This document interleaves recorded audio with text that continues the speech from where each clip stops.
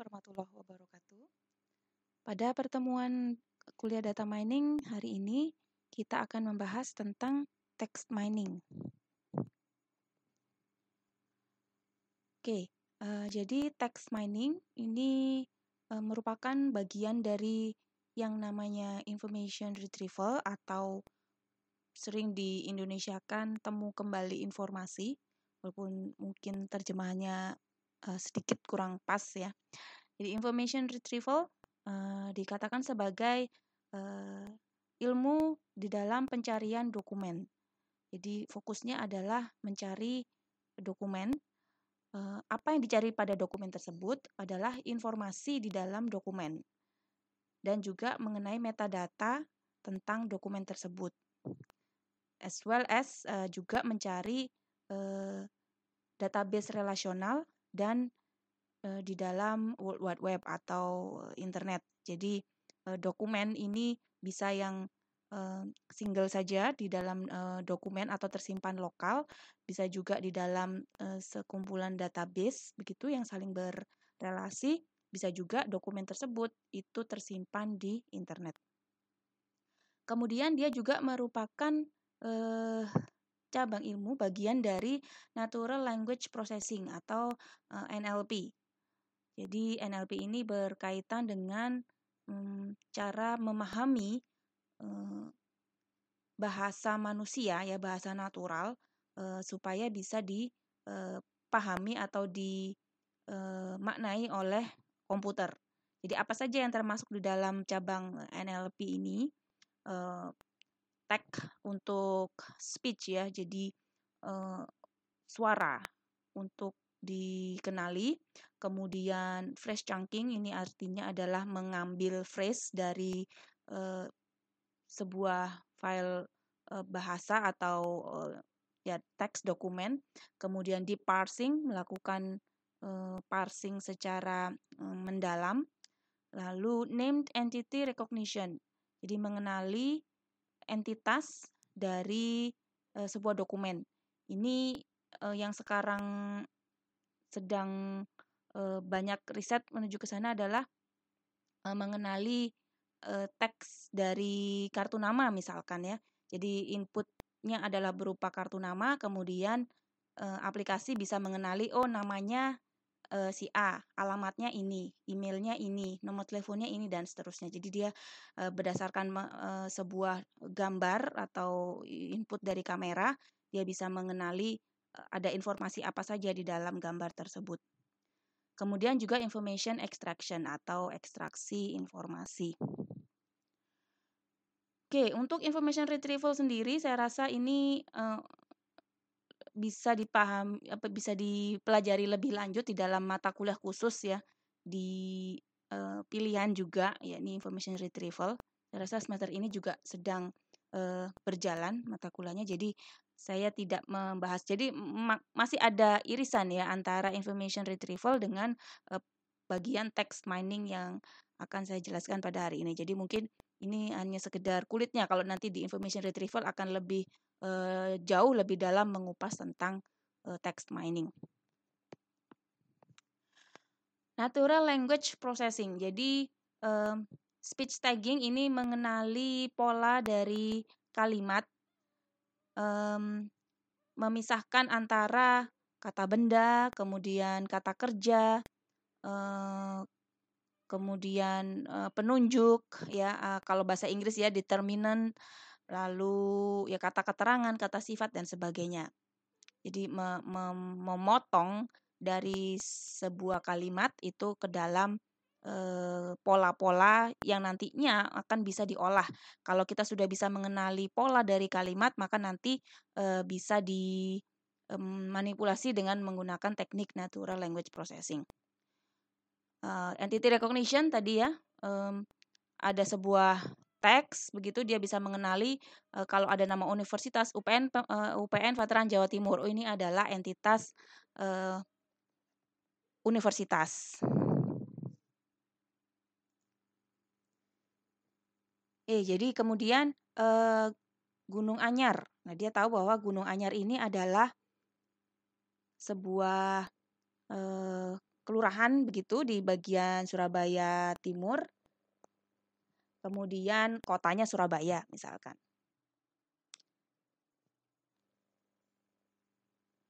Oke, apa saja yang termasuk ke dalam tugas dari text mining?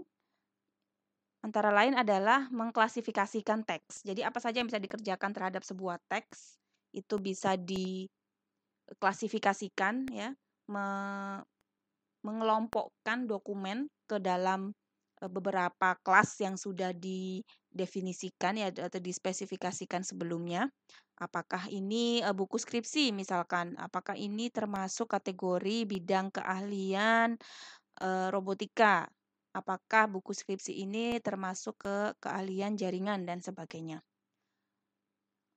Lalu ada text clustering, ini adalah ya sama ya kita sudah belajar klasifikasi, clustering untuk unsupervised learning, jadi tidak langsung ditugaskan ke kelas tertentu, tetapi diminta untuk membuat pengelompokan sendiri, unsupervised. Kemudian text summarization atau meringkas teks. Jadi diberikan sebuah dokumen ya, mungkin berlembar-lembar, kemudian aplikasinya dijalankan, lalu bisa meringkas. Nah, ini tentunya sangat bermanfaat ya bagi membantu pekerjaan manusia untuk tidak perlu lagi membaca teks yang berukuran besar ya. Jadi apa sih ringkasannya? Biasanya kan kalau bos gitu ya, perusahaan besar, dia minta tolong intisarikan dokumen ini, bacakan untuk saya, misalkan ke asistennya. Jadi ini adalah bisa membantu tugas si asisten untuk meringkas dokumen ya.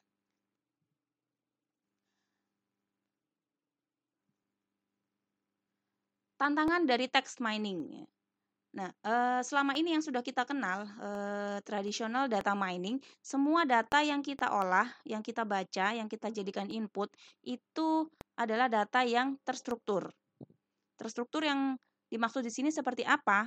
Jadi data kita itu dalam bentuk tabel, begitu ya, di sebuah database, kemudian memiliki kolom, memiliki baris, ada jenis atribut yang jelas, apakah itu numerik atau nominal dan sebagainya ya.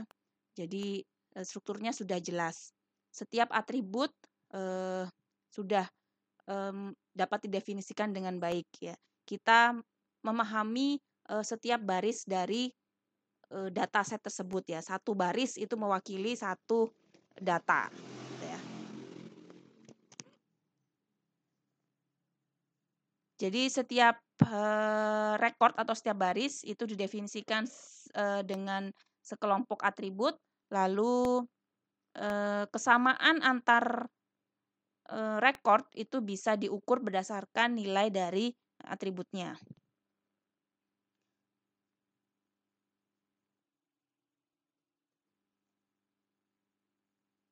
Nah, sedangkan pada text mining datanya itu tidak terstruktur atau tidak terstruktur. Maksudnya di sini ya bentuknya dokumen, kita belum bisa langsung mengolah sebuah dokumen itu langsung mengklasifikasikan, harus kita baca dulu dokumennya, kita kenali strukturnya, kita masukkan mungkin kalau perlu ke dalam tabel yang kita buat selanjutnya. Jadi tidak langsung dataset itu dalam bentuk tabel, tapi harus kita olah lagi.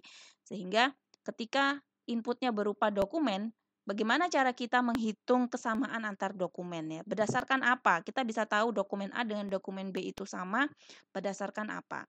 Nah, jadi yang perlu dilakukan adalah mengubah bentuk yang tidak terstruktur tadi menjadi terstruktur.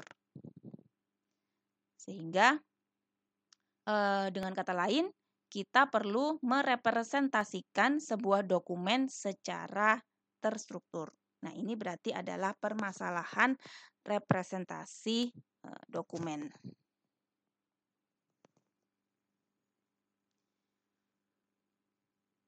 Yang dilakukan di dalam representasi dokumen adalah inputnya berupa dokumen, kemudian karena dokumen itu terdiri atas sekumpulan kalimat dan bagian terkecil dari kalimat itu adalah kata, jadi nantinya seluruh isi dari dokumen tersebut itu kita potong berdasarkan katanya atau yang kita sebut sebagai term di sini. Jadi katakanlah ini sebuah kalimat, this is a data mining course, titik, data mining is important. Sehingga nanti di sini kita bisa buat termnya itu adalah mewakili masing-masing kata yang ada di dokumen tersebut. This, satu kata, is, satu kata dan seterusnya. Kemudian kita bisa hitung frekuensi atau kemunculan banyaknya kata tersebut muncul di dalam dokumen. Jadi karena is, di sini muncul 2 kali ya, ini yang pertama, ini kemudian kemunculan kedua, sehingga totalnya adalah 2. Dan seterusnya. Kalau semakin banyak katanya ya berarti nanti pastinya akan ada tabel frekuensi yang nilainya cukup besar ya, khususnya untuk kata-kata yang sering muncul di dalam dokumen. Kemudian setelah kita kenali termnya, maka kita bisa menggunakan konsep vector space model atau model vector space, di mana ini merepresentasikan dokumen dalam bentuk vektor. Nah, vektor di sini berarti apa yang mewakili dimensi dari vektor kita. Berapa dimensi vektor yang harus kita buat. Jadi ini tergantung kepada jumlah katanya. Jadi ukuran atau dimensi dari vector space model ini adalah banyaknya kata. Ya. Jadi M dimensional vector space di mana M itu adalah mewakili masing-masing kata. Kemudian setiap dokumen lalu kemudian dapat dianggap sebagai titik di dalam vector space ini tadi. Jadi sebuah dokumen katakanlah D di mana pada dokumen tersebut terdiri atas beberapa kata atau himpunan kata begitu, W1, W2 dan seterusnya sampai dengan WM. Maka nanti ya besarnya dari atau besarnya dimensi dari dokumen D itu adalah ya sebanyak jumlah katanya tadi. Ini contoh ada 2 dokumen begitu. Dokumen 1 memberikan arah vektor seperti ini berwarna merah, kemudian yang dokumen 2 juga memiliki arah vektor. Nah, ini tergantung dari banyaknya katanya ya. Memang kita terbatas untuk secara visual itu paling banyak mungkin paling bisa terlihat ya 3 dimensi, tetapi kalau dokumen itu kan pasti umumnya lebih dari 3 kata ya mestinya. Jadi ya pasti akan banyak dimensinya. Jadi dimensi 1, 2, 3 dan seterusnya. Bahkan kalau misalkan sebuah disertasi itu bisa sampai 10.000 kata ya berarti dokumen dari disertasi tersebut adalah 10.000 dimensi gitu. Nah, ini nilai yang di sini itu mewakili setiap bobot dari setiap katanya. Jadi ini kata pertama, kata kedua, kata ketiga, 4, 5, 6, 7. Jadi dokumen 1 memiliki 7 kata ya. Antara dokumen 1 dan dokumen 2 mungkin tidak sama, tetapi nanti panjang vektornya itu harus disamakan. Kita mengambil yang terbesar harusnya ya. Jadi menyamakan semua dimensi vektornya, lalu tinggal kita tuliskan saja. Kalau kata tersebut ada di dokumen 1, maka kita bisa tuliskan nilainya. Kalau tidak ada kata tersebut di dalam dokumen, berarti bobotnya adalah 0. Nah, permasalahan pada vector space model ini juga ya jumlah kata di dalam kamus, kalau Anda buka kamus KBBI begitu ya atau kamus bahasa Inggris Oxford itu sangat banyak. Bahkan akhir-akhir ini banyak daftar kata baru ya yang dimasukkan atau disahkan ke dalam kamus Oxford maupun kamus KBBI juga kata-kata baru yang berkaitan dengan ya semakin kompleks kebutuhan manusia untuk berkomunikasi ya istilah-istilah baru yang bermunculan itu akan dimasukkan ke dalam kamus juga gitu ya. Itu permasalahan pertama. Permasalahan kedua adalah bagaimana kita bisa menentukan tingkat kepentingan dari sebuah kata. How to determine the importance of the words. Apa yang menjadi parameter bahwa sebuah kata itu penting? Apakah semakin banyak muncul di dalam dokumen, kita bisa anggap dia penting, kata yang penting. Bisa jadi seperti itu, tetapi kalau kita lihat ke dalam sebuah teks dokumen, misalkan dalam buku skripsi, ada berapa banyak kata adalah, gitu ya. Ada berapa banyak kata yang, nah, misalkan. Padahal itu adalah kata hubung, tetapi pasti akan banyak bermunculan di dalam dokumen. Apakah kata yang di dalam dokumen itu penting? Nah, tentu tidak ya.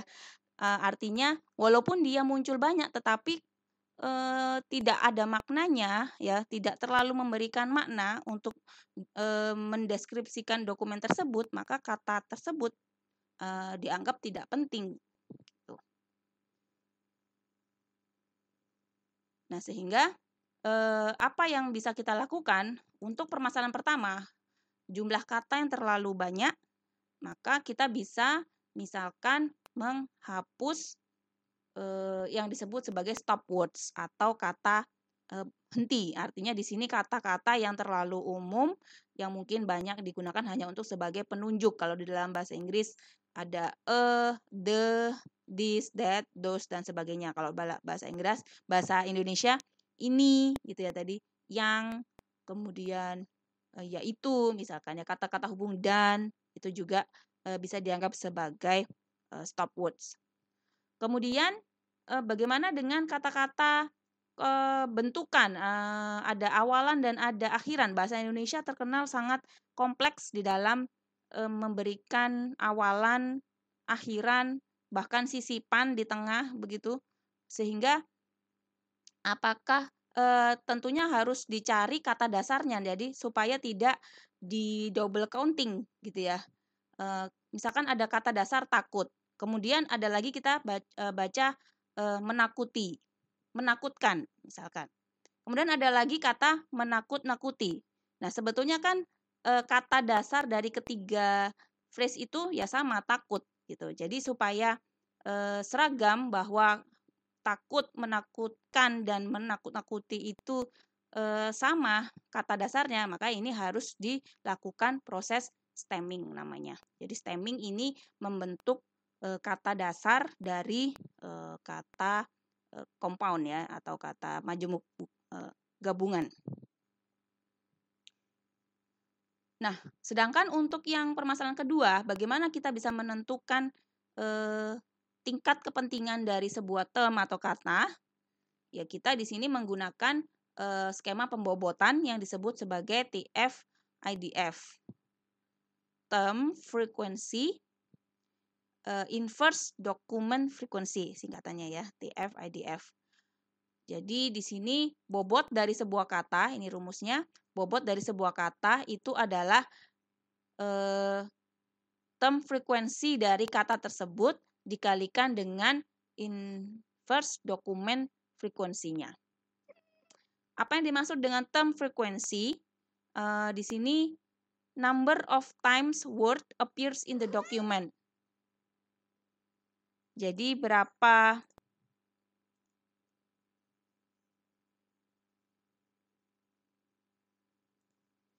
kemudian untuk yang IDF atau inverse document frequency ini adalah log dari total dokumen dibagi dengan dokumen frekuensi. Nanti kita lihat langsung ke contoh ya.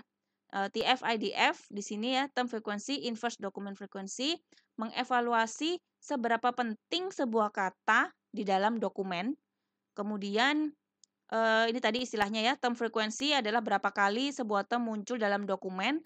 Kemudian yang disebut sebagai dokumen frequency adalah banyaknya dokumen di mana sebuah term muncul. Tetapi nanti yang kita gunakan adalah inverse-nya. Ya, jadi supaya tadi untuk mencegah kata-kata yang terlalu banyak muncul, justru itu tidak menjadikan kata tersebut penting. Nah, supaya tidak terjadi hal yang seperti itu, maka perlu di inverse.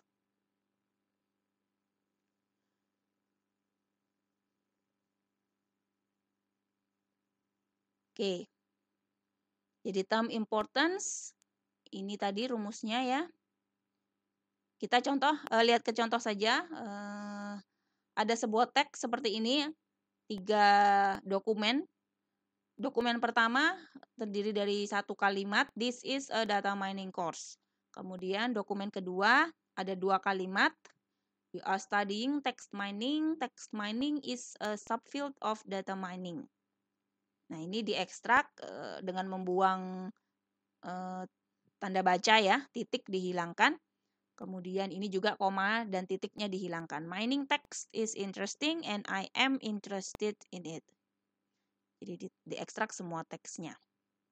Kemudian tadi langkah kedua, remove stop word-nya. Jadi nantinya kita akan perlu punya sebuah daftar stop words ya. Bahasa Indonesia, bahasa Inggris, bahasa Jawa pasti berbeda untuk daftar kata stop words-nya. Jadi text mining ini permasalahan yang sangat menantang ya. Berbeda bahasa itu akan berbeda pula tingkat kesulitannya. Untuk bahasa Inggris, karena saya menggunakan contoh bahasa Inggris, jadi di sini this is a ini termasuk kata stop words sehingga kata tersebut dicoret. Sama yang dokumen kedua juga we are studying, we are-nya ini termasuk stop words dihapus, is a of juga dibuang. Lalu yang dokumen ketiga is and I am in it ini juga termasuk stop words sehingga dihilangkan. Menyisakan ya intinya begitu ya, setiap dokumen ada data mining course, studying text mining, subfield data mining, mining interesting dan interested. Kemudian, nah ini jangan lupa juga semua kata itu diubah ke lowercase supaya tidak ada pendeteksian yang double ya, double counting data dengan D huruf kecil dengan data D huruf besar dianggap berbeda. Nah, supaya sama, kita buat huruf kecil semua. Oke. Langkah keempat tadi stemming gitu ya. Stemming masih ingat ini adalah mencari kata dasar. Jadi tadi mining itu dicari kata dasarnya. Jadi Anda juga perlu nanti merefer ke kamus stemming. Ini ada lagi ya. Jadi setelah tadi ada daftar kata stop words, kemudian yang kedua adalah daftar stemming. Nah, mining diambil kata dasarnya adalah mine, lalu studying, study, sama mining jadi mine, mining jadi mine, interesting, ini menjadi interest, dan interested menjadi interest. Jadi tidak ada kata kerja lampau ya. Semua dianggap present. Nah, setelah itu kita baru bisa menghitung frekuensi dari kata. Jadi pada dokumen 1 menyisakan 3 kata. Course ada 1, kemudian data ada 1, mine ada 1. Lalu dokumen kedua ini sepertinya diurut berdasarkan abjad ya. Data ada 1, mine ada 2, 3 harusnya. Tadi ada 1, subfield 1, dan teks 2. Lalu di dokumen ketiga, interest ada 2, lalu mine ada 1, dan teks ada 1. Lalu kita buat tabel ya di sini, indeks filenya, kata yang kita catat diurut secara ascending menaik. Course ini muncul 1 kali, data itu muncul 2 kali. Dari mana? Dari 1 di dokumen pertama dan 1 di dokumen kedua. Karena kita akan mencatat dokumen frekuensinya. Jadi kata itu muncul di berapa dokumen. Kemudian yang ketiga, berikutnya adalah create the vector space model. Kita bisa membuat vector space-nya. Jadi kita sekarang sudah punya daftar global bahwa ketiga dokumen ini mengandung 7 kata atau 7 term. Sehingga vektor kita ukurannya adalah 7. Kemudian tinggal kita isikan ke masing-masing dimensinya. Dimensi pertama ini berarti mengacu ke kata pertama ya, course. Nah, pada dokumen 1, nilai untuk course ini adalah 1 ya, dimensi pertama, kemudian nilai untuk data atau dimensi kedua ini ada 1, kemudian interest. Karena di dokumen pertama tidak ada kata interest, maka vector space modelnya 0. Kemudian kata keempat main ada, dan 5, 6, 7 ini tidak ada di dokumen 1 sehingga nilainya 0. Dan seterusnya ini untuk dokumen kedua dan juga dokumen ketiga.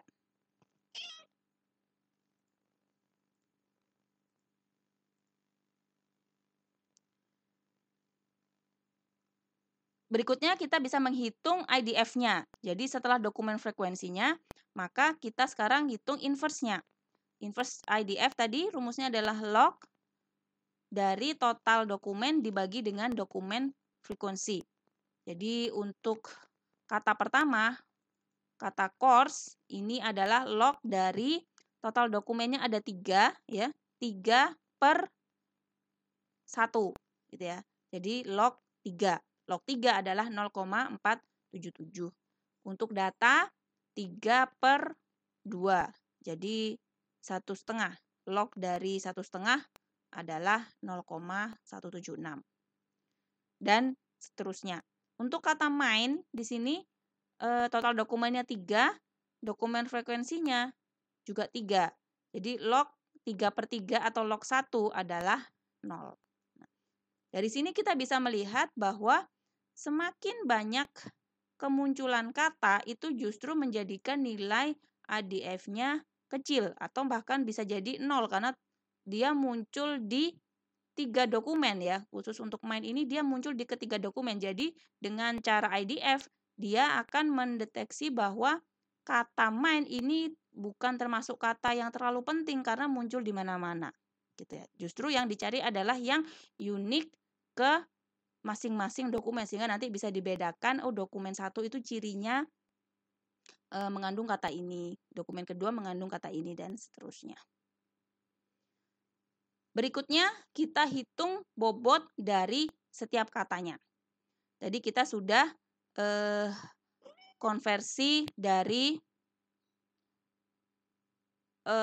dokumen frekuensi menjadi IDF-nya. Ini adalah vektor kita dalam bentuk nilai IDF. Lalu masuk ke rumusnya tadi, ya, bobotnya adalah TF dikali IDF-nya. Jadi tadi kan sudah kelihatan ya di sini. Ini menunjukkan kemunculan kata dari pada sebuah dokumen. Lalu ini adalah menunjukkan IDF-nya. Jadi nanti tinggal dikalikan saja vektor yang di atas dengan vektor yang di bawah. Gitu.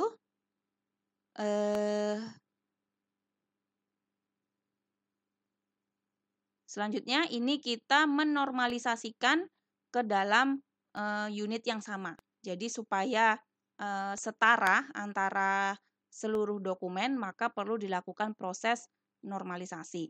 Cara normalisasi adalah dari bobot itu dibagi dengan akar kuadrat dari total semua bobot semua kata. Jadi tadi 0,477 ini setelah dinormalisasikan menjadi 0,938. Ini dinormalisasikan dalam rentang 0 sampai 1. Nah, ini ya detailnya untuk normalisasi. Gimana caranya tadi? 0,77 untuk bobot kata course dibagi dengan akar kuadrat dari 0,477 kuadrat ditambah 0,176 ditambah 0 tambah 0 tambah 0 tambah 0. Hasilnya 0,938. Nah, ini berarti menuju ke 0,938. Nanti untuk kata kedua apa tadi? Data gitu ya. 0,176 dibagi nilainya sama, dibagi ini. Ketemu 0,346. Kemudian baru dari situ kita sudah mendapatkan bentuk terstruktur dari dokumen kita. Nah, setelah kita sudah melakukan proses normalisasi, maka bentuk terstruktur dari teks sudah kita dapatkan ya dalam bentuk vector space model ini. Hingga nanti kita tinggal menggunakan vektor yang sudah kita punya ya, teks atau dokumennya bisa kita kesampingkan. Sehingga kita hanya bekerja pada vektor ini saja yang sudah dianggap mewakili dari dokumen. Nah, kemudian cara melakukan query bagaimana? Sama, jadi kalau kita misalkan ada dokumen keempat, kita ingin tahu dokumen keempat itu paling mirip dengan dokumen yang mana dari 1, 2, 3 tadi. Nah, bagaimana caranya? Nah, berarti tinggal dokumen keempat juga dilakukan proses yang sama supaya memiliki struktur yang sama dengan ketiga dokumen yang sudah kita miliki tadi. Jadi langkahnya sama, stop words-nya dihilangkan, kemudian setiap katanya dilakukan proses stem, lalu diubah ke bentuk vector space model dengan skema TF-IDF, lalu dinormalisasikan. Oke, contoh kita memiliki sebuah query seperti ini, interested in interesting data and text. Jadi saya ingin tahu dokumen key ini paling mirip dengan dokumen berapa, 1, 2, atau 3. Oke, langkah pertama hapus stop word-nya. Ya, in dihapus, n juga hilang. Kemudian stemming, interested dan interesting dianggap 1. Lalu yang duplikasi dibuang ya. Kita tidak memperhatikan berapa kali sebuah kata itu muncul ya. Pokoknya ada kata itu berarti dianggap sudah mewakili. Lalu yang berikutnya adalah membuat vector space modelnya, kemunculan dari kata. Vector space model ukurannya juga mengikuti ukuran dari yang sudah kita buat tadi. Kalau 7 kata ya berarti vektornya juga sama 7 dimensi. Lalu interest data text ini adalah kata kedua, 3, dan ke-7. Sehingga yang ada nilainya pun hanya di posisi tersebut. Lalu dihitung bobotnya setiap kata tadi dan dinormalisasikan.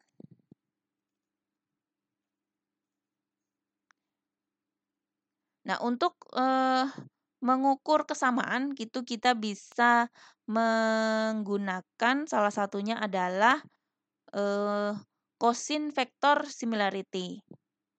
Jadi mengukur kesamaan dari vektor. Karena tadi dokumen kita sudah dalam bentuk vektor, maka sekarang ya tinggal kita hitung seberapa dekat jarak antar vektor tersebut. Jadi sudah terstruktur, sudah bisa dihitung secara matematisnya. Rumusnya seperti ini. Nah, kita lihat untuk contoh query kita. Bagaimana dengan yang dengan D1 tadi ya. Jadi kita membandingkan antara key query kita dengan masing-masing dokumen D1, D2, dan D3. Untuk D1 ternyata nilainya adalah 0. Ini tinggal dikalikan saja ya rumusnya ini. PI didotkan dengan QI dibagi dengan sigma PI kuadrat kali QI kuadrat. Jadi dicari kesamaannya ya.